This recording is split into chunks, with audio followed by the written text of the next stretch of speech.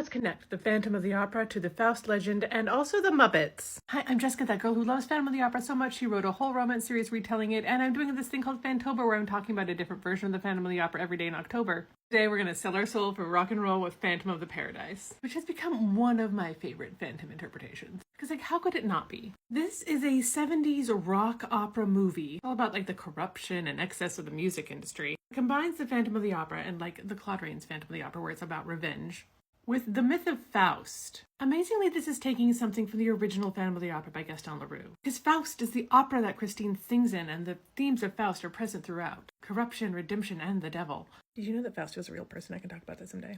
Our Phantom here is played by William Finley. It's Winslow Leach. What he wants to do is write his Faust cantata, then he gets his music stolen by our bad guy. He gets thrown in jail and framed. He tries to steal back his music, and then he gets smushed in a record press. Oh, that's very Claude Rains coded. But like the Herbert Lom version, the real bad guy is somebody else. It's Swan, an evil music producer who owns the Paradise Theater and ends up continually exploiting Winslow as he tries to haunt the theater and fight against this. Winslow's in love with Phoenix. He wants her to sing his music. Her rival is one of my favorite Carlotta stand-ins ever, Beef.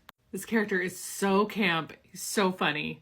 And this whole movie is so campy and so weird and kind of wonderful for that. Though some of the musical sequences do drag. This is an early film from Brian De Palma, a name I hope you recognize. He directed Scarface and Carrie, but this is one of his earliest films. But it is a film from somebody with a vision. And it's kind of in the vein of a lot of other 70s rock operas, like Jesus Christ Superstar. It even has spiritual themes. What it wasn't influenced by, surprisingly, is the Rocky Horror Picture Show or the Rocky Horror Show. Phantom of the Paradise came out in 1973 and flopped. Rocky Horror came out in 1975. The show was just being developed at the same time Phantom of the Paradise was there. So if there's any influence, it went the other way. And like Rocky Horror, Phantom of the Paradise has become a cult classic. And there are sing-alongs. Now I mentioned the bad guy, Swan. That's Paul Williams. He actually also wrote the music for the movie. And at one point he was considered to play Winslow, but he stepped aside. He thought he was too short, among other things. And remember, Swan is super evil. He is buying people's souls and working with the devil. Paul was and is a prolific composer who had a lot of cool collaborators, including this guy. He wrote a lot of music for the Muppets, including the Rainbow Connection. Honestly, Beef has some big Miss Piggy vibes. Paul went from beef to pork. While The Phantom of the Paradise was a flop when it came out, it's cast a very long shadow, influencing filmmakers like Guillermo del Toro.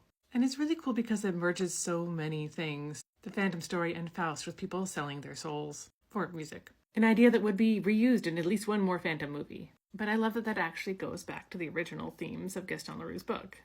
Honestly, Leroux probably would have loved this weirdness. The Phantom of the Paradise certainly had a role in inspiring some people to finally take the Phantom off the movie screen and put him back in the theater where he belongs. I love you.